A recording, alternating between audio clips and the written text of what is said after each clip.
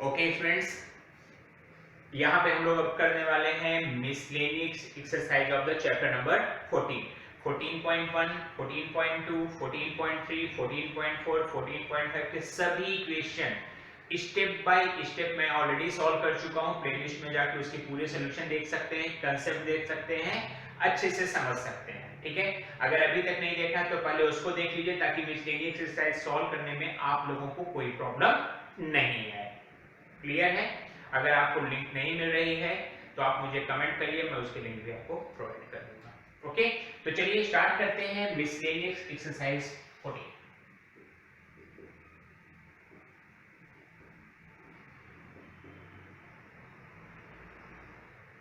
Starting with question number, let's read question number 1। क्या बोल रहा है? आराम से पढ़ो, शांति से, इत्मीनान से, इंग्लिश का न्यूज़पेपर जैसे पढ़ते हैं वैसे ही पढ़ लो। Write the negation of the following statement. For every positive real number x, the number x minus 1 is also positive. For every positive real number x, the number x minus 1 is also positive. Every वाली बात है तो इसका negation क्या बनेगा? There exists a positive real number x.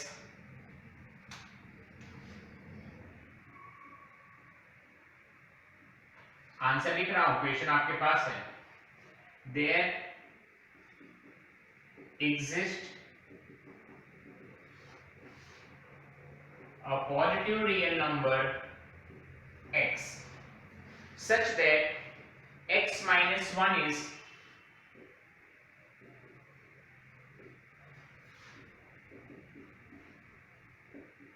not positive. Question में क्या था? पॉजिटिव था, तो हमने क्या कर दिया?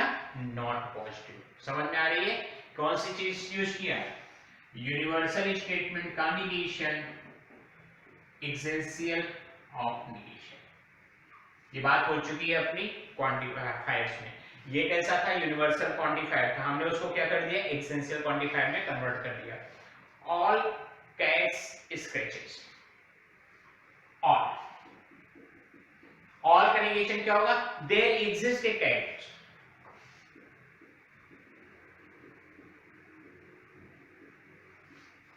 There exists a cat that scratches नहीं, that does not scratches. SCRATCH.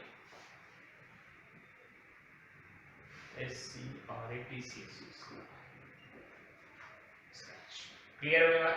C, for every real number x, for every real number x, तो क्या हो जाएगा? पहले आधा आधा ही करूंगा मैं। for every क्या क्या होगा? there exist a real number x। उसके बाद का बाद में पढ़ूंगा और सॉल्व करूंगा। there exist a real number x, there exist a real number x, either x greater than 1 or x less than 1, such that either और को क्या कर देंगे? Neither not, neither x greater than 1 not x less than minus 1 1 था 1 1। तो ये क्या हो गया? आइदर और को कन्वर्ट कर दिया नाइदर नॉट में। फोर्थ, देयर एग्जिस्ट, मतलब पी क्यू आर एस था ना, तो ये क्या हो जाएगा? निगेशन पी मैंने लिखा, ये क्या लिखा? निगेशन क्यू लिखा, ये क्या लिखा? निगेशन आर लिखा, और फोर्थ में मैं क्या लिखूंगा? Negation x। क्या बोल रहा है? there exists a number x, there exists a number x such that x is in between 0 to 1। अभी तक यूनिवर्सल था, उसको एक्सेंशियल में कन्वर्ट किया, यहाँ पे इन्होंने एक्सेंशियल पूछ लिया, तो हम इसको क्या कन्वर्ट करेंगे? यूनिवर्सल में कन्वर्ट करेंगे। there does not exist a number x, there does not exist a number x, there does not exist a number x such that 0x less than। Clear है? नोट डाउन कर लो। इस तरीके से मैंने question number 1 के चारों part आपके सामने लिख दिए हैं, ऐसे ही डेट को लिखेंगे, you will get the full marks. और समझ में भी आना चाहिए, ठीक है। एमसीक्यू में हो सकता है कोई स्टेटमेंट जो उसके 4 नेगेशन वो खुद को बना के दे दें, तो you should able to understand कि कौन सा सही में नेगेशन है। क्लियर? नोट डाउन करिए और क्वेश्चन नंबर 2 को रीड करिए।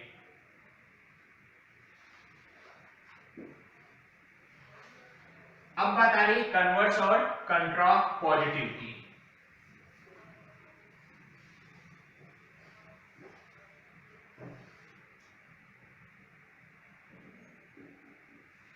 Question number 2, state the converse and कंट्रा positive of each of the following statement. 3 statement दिए तो हमें उन्हें कितने लौटाने पड़ेंगे? 6 स्टेटमेंट, 3 कन्वर्स और 3 कंट्रा पॉजिटिव। क्या लिखा हुआ है? पहला statement, a positive integer is prime only if it has no divisor other than 1 and itself. अच्छी बात लिखी है, 1 और इटसेल्फ के अलावा और कोई डिवीजर नहीं है तो उसको प्राइम नंबर कहते हैं, ठीक है। तो इसका कन्वर्स में लिखने जा रहा हूं, if a positive number has no divisor. पहला मैंने क्या लिया, कौन सा था? p। Converse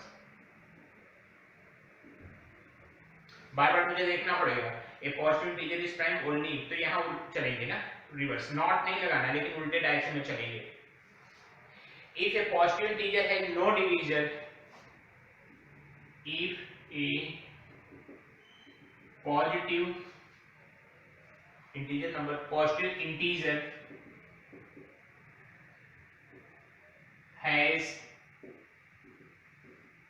no divisor, if a positive integer has no divisor other than 1 and itself, other than 1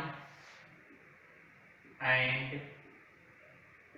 itself, other than 1 and itself, then it is prime।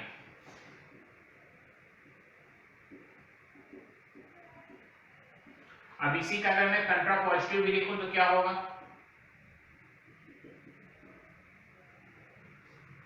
If a positive integer has divisor other than 1 and itself,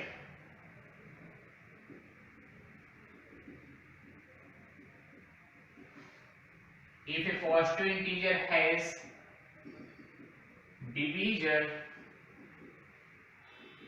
other than 1 and itself, then it is not prime। जहां पे not था वहां पे हटा दिया, यहां prime था तो नॉट प्राइम हो गया, यहां पे नो डिवीजर था तो डिवीजर हो गया, ठीक है। तो कन्वर्स से कंट्रा पॉजिटिव हमने डायरेक्ट कर दिया। I go to beach whenever it is a sunny day. I go to beach whenever it is a sunny day, तो कन्वर्स क्या लिखेंगे? If I go to beach then it is a sunny day.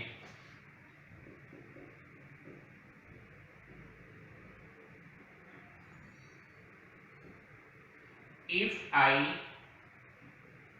go to beach, if I go to beach, then it is a sunny day, comma, then it is a sunny day। कंट्रा positive इसका क्या हो जाएगा भाई?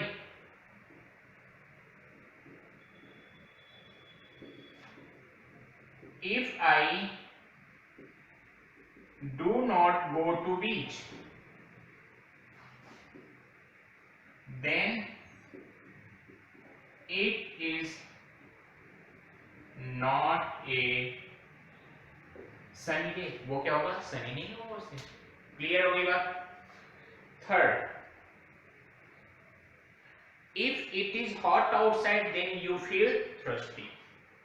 Third पढ़िए एक बार, आप लोग भी पढ़िए, केवल मेरे पढ़ने से काम नहीं होगा, जितनी बार मैं लिख रहा हूँ उसका 2-2 बार कम से कम आप लिखोगे तो आपको फील आएगा, कॉन्फिडेंस डेवलप होगा कि हाँ इस तरीके से क्वेश्चंस को किया जा सकता है, ऐसे करेंगे तो कल को मुझे भी निर्देश सर जितना नॉलेज हो जाएगा। क्लियर है? नॉलेज तो होता है, कॉन्फिडेंस नहीं होता। कॉन्फिडेंस पे 2 बार 3 बार प्रैक्टिस करो, अपने आप कॉन्फिडेंस बन जाएगा। क्लियर होगी बात? थर्ड क्वेश्चन देखो, मैं भी एक क्वेश्चन को 2-2 बार पढ़ रहा हूँ ताकि कहीं गलती ना हो जाए लिखने में।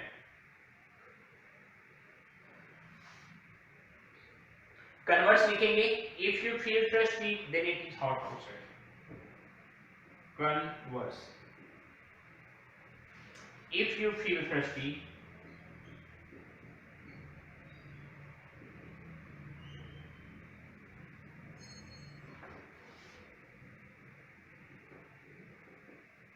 then it is hot outside. Converse में क्या होगा, सॉरी कॉन्ट्रा पॉजिटिव में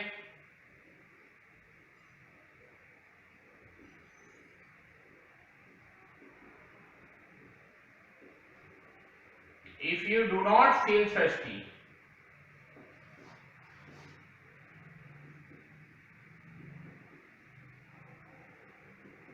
then it is not hot outside. तो ये क्या है, बाहर गर्म नहीं। एकदम क्लियर है। कन्वर्स और कॉन्ट्रा पॉजिटिव मतलब एक बार कन्वर्स लिखना पड़ेगा। ये स्टेटमेंट था ब्लू सॉरी ब्लैक, आपको ब्लैक ब्लू दिखाई दे रही ना, तो कन्वर्स में क्या हो जाएगा, ऐसा ब्लू के बाद ब्लैक। और कंट्रा पॉजिटिव में क्या हो जाएगा, ये भी नॉट ये भी नॉट, दोनों उल्टे हो जाते हैं। समझ में आया क्या बोला, फिर से समझाते हैं। ये ऐसे था स्टेटमेंट, ऐसे था black implies blue, black implies blue, तो इसका कन्वर्स क्या हो जाएगा, ब्लू इंप्लाइज ब्लैक। और कंट्रा पॉजिटिव क्या हो जाएगा, negation blue implies negation black. I do believe मेरी ये ट्रिक समझ में आ गई है, क्लियर है। इतना नोट डाउन करिए, चलेंगे क्वेश्चन नंबर 3 के पास। दिखाई सुनाई दे रहा है, बढ़िया। Let me check it, yes everything is visible, I can see it.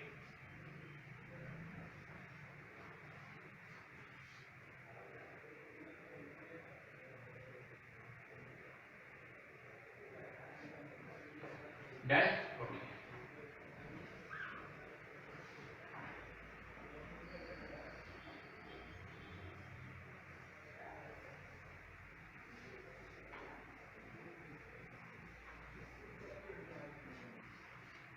Now question number 3.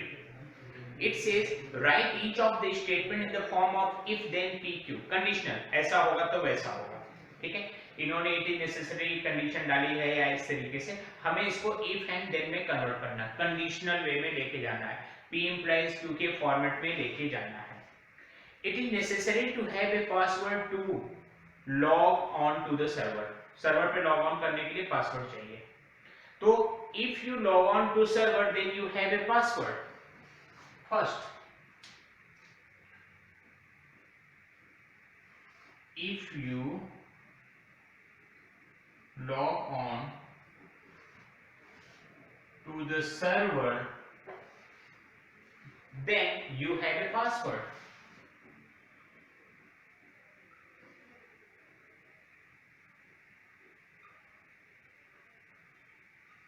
बिना पासवर्ड के तो लॉगिन नहीं कर सकते ना, ये चीज यहाँ पे उन्होंने समझाई।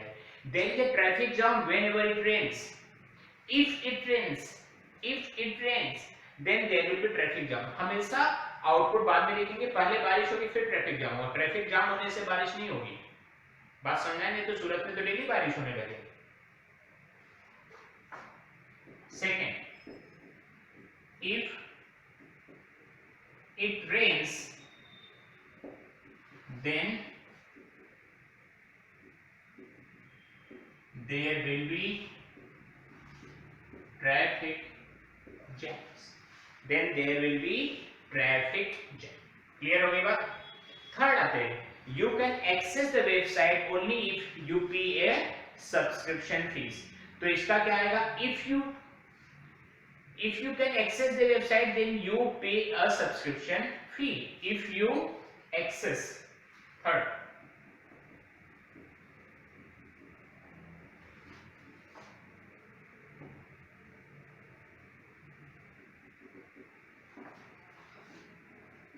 then you have to pay the subscription fees, या you pay a subscription fees.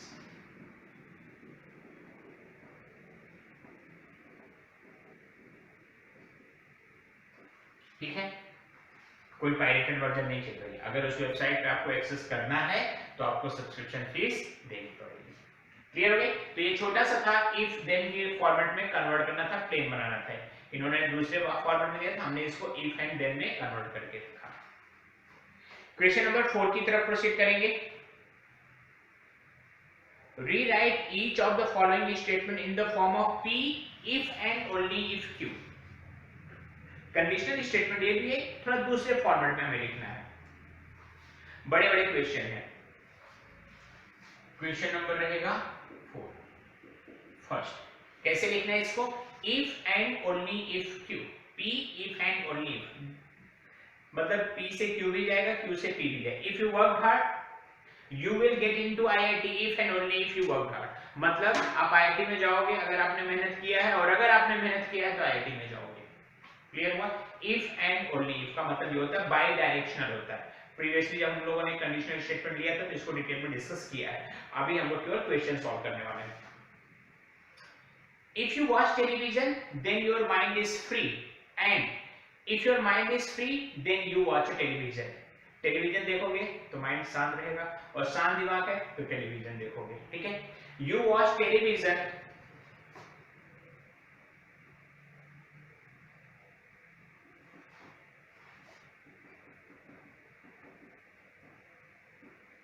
if and only if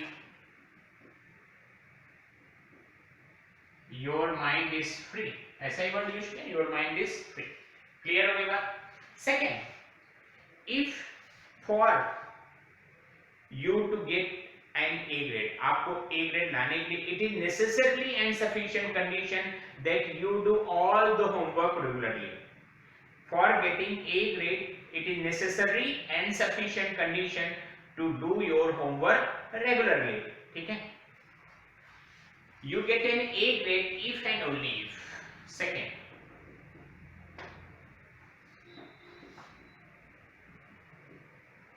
you get an, नहीं लिखा तब भी नहीं लिखेंगे, you get an A grade if and only if you have completed, क्या लिखा है? You do all the homework regularly। You do all the homework जो कि आप लोग नहीं करते हो,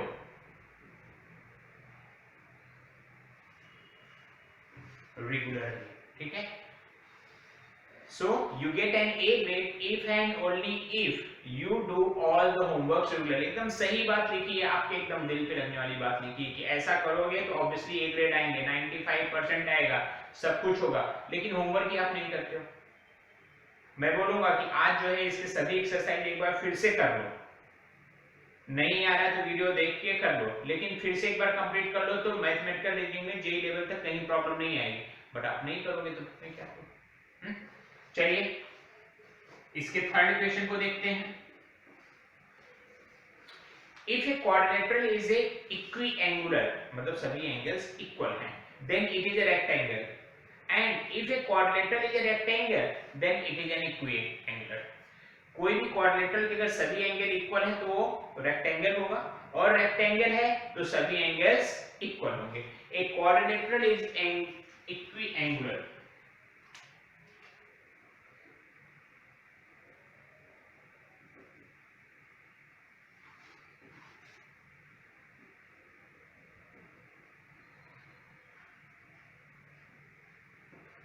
If and only if a quadrilateral is equivalent, if and only if it is a rectangle। if and only if it is a rectangle। rectangle है तो इक्विएंगुलर होगा, इक्विएंगुलर है तो रेक्टेंगल होगा। तो if and only if से हमने यहाँ पे सबको कंबाइन कर दिया, दिखाई दे रहा है? ये बोला था, ये बोला। क्लियर हो गई इतनी बात? तो इक्वेशन नंबर 3 में क्या था भाई? इफ देन में कन्वर्ट करना था, तो मैंने इफ देन में कन्वर्ट कर दिया।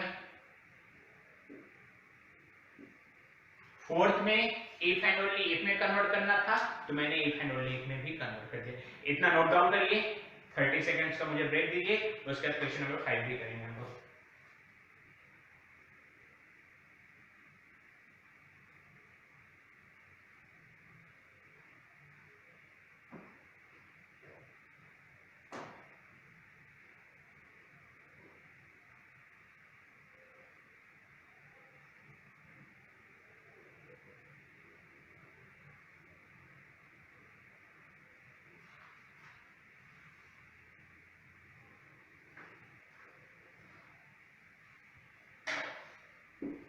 Now question number 5.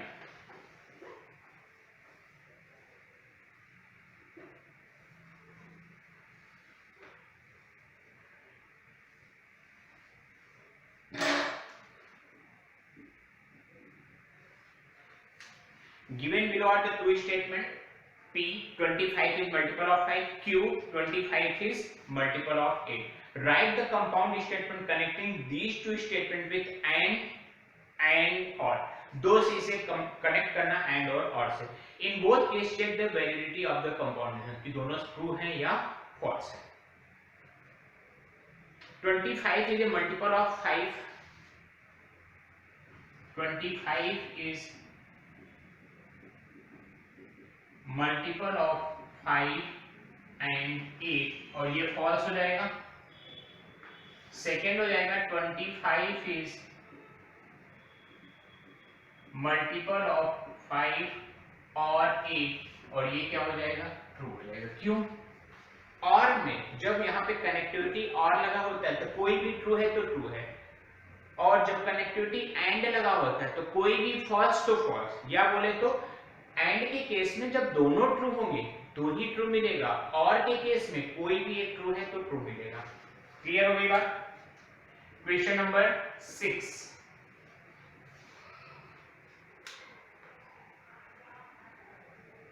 Check the validity of the statement given below by the method given against it. हमें उसको प्रूव करना है किस मेथड से? The sum of an irrational number and a rational number is irrational number.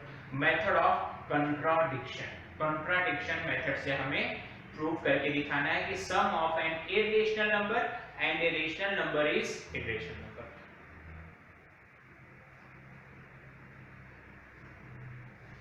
तो contradiction में क्या होता है कि स्टेटमेंट P को फॉल्स मान लेते हैं. That is we assume that sum of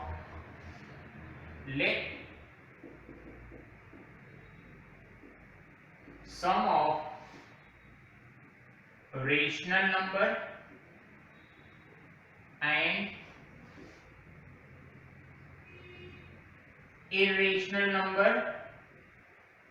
is not irrational or is rational. Sum of rational and irrational number is rational number. ठीक है? That is rational number a by b, irrational number c और इसको बोल दिया d by e. Sum of rational और irrational मिला के हमने इसको क्या बोल दिया? इर्रेशनल बोल दिया. So root c is equal to d by e minus a by b. That is root c is equal to p by q. लिखना है तो लिख सकते हैं. The difference of two rational number is rational. ये भी rational था, ये भी रेशनल था, तो इनका डिफरेंस भी क्या हो गया? Rational. So this is saying irrational number is equal to rational number. That is false, which is not true, which is not true. So the statement P is true. क्योंकि यहां पे भी हमने क्या किया? नॉट लेके जो स्टेटमेंट था उसको उल्टा किया है. ठीक है? उन्होंने क्या दिया था? रेशनल और इरेशनल का इर्रेशनल था, मैंने उसको रेशनल लिया और हमारा बाद में गलत आ गया, नॉट ट्रू आ गया. तो statement P is true using method of contradiction. Contradiction में क्या होता है? जो दिया है उसी को गलत मान लो और जो प्रूव करना है वो भी गलत कर दो. इतनी गलतियां कर दो कि पता ही नहीं चले सही क्या था गलत क्या था. ठीक है? सेकेंड क्वेश्चन, किस मेथड से प्रूव करना है? मेथड ऑफ, अच्छा सेम कंट्राडिक्शन मेथड से ही. ओके ठीक है.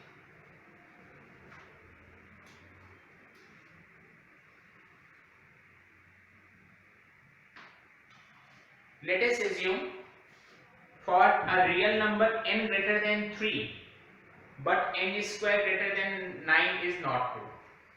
पहले मिटा देते हैं. क्लियर हो गई यहां तक की बात?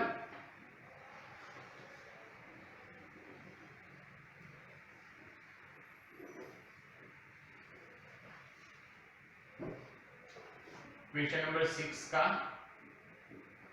Second, let n greater than 3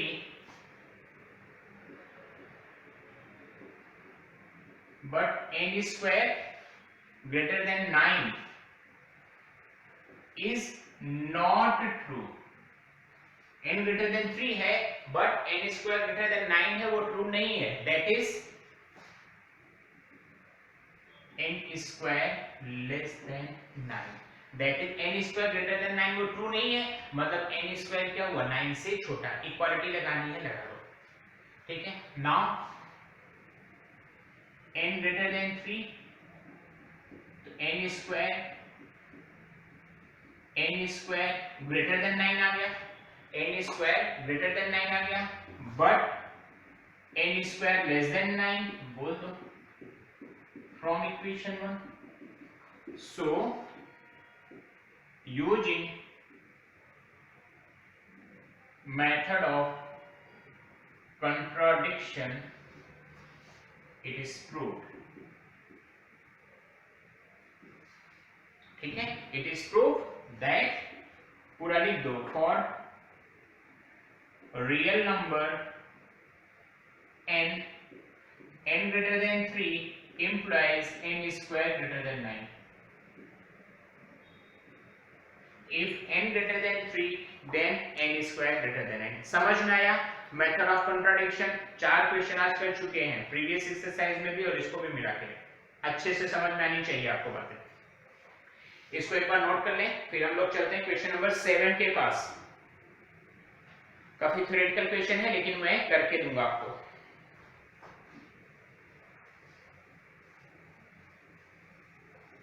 The last question of the chapter. Question number रहेगा 7. P एक स्टेटमेंट है. If a triangle is equiangular,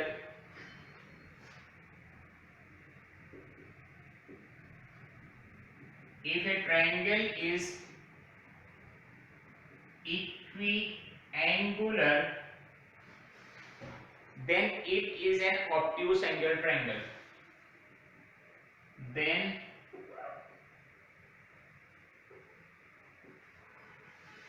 it is an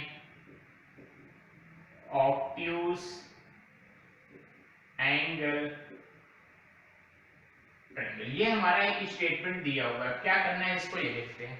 if and then वाली बात है. Right the following statement in 5 different ways. अलग अलग तरीके से लिखना है. अगर देखोगे तो ये चीज हम लोगों ने 14.3 या 14.4 में भी फर्स्ट क्वेश्चन था कि सेम स्टेटमेंट को 5 अलग अलग तरीके से लिखना है. जिन लोगों को किया हुआ है वो क्वेश्चन, उनको तुरंत समझ में आ जाएगा कि ये तो पुराना वाला क्वेश्चन. जिन्होंने नहीं किया वो अब यहाँ पे देख लें. क्लियर है? तो स्टार्ट करते हैं. A triangle is equiangular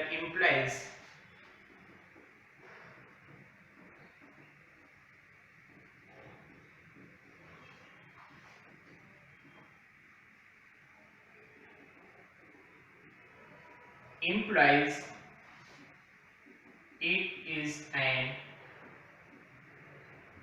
obtuse angle. Clear?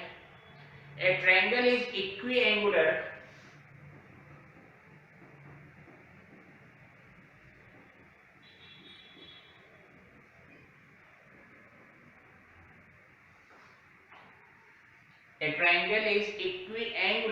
only if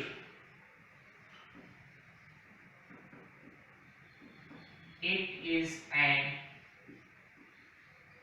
obtuse angle triangle. For a triangle to be equiangular, for a triangle to be equiangular, it is sufficient to be an obtuse angle triangle. ठीक है. For a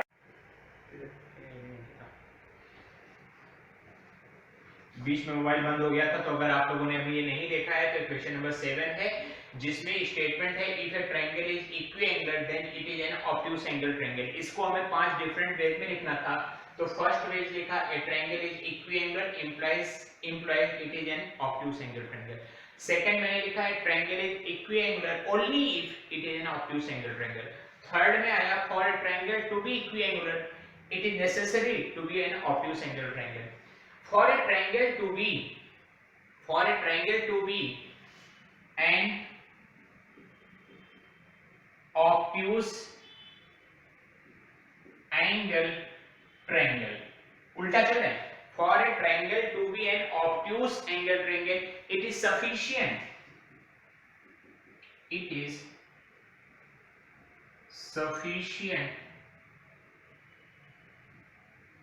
to be an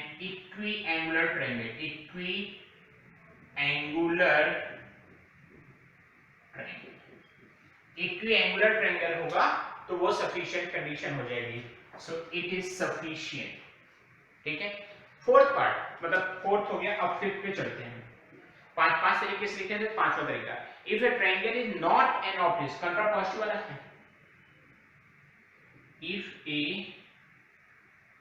triangle is not an obtuse angle triangle, if a triangle is not an obtuse angle triangle then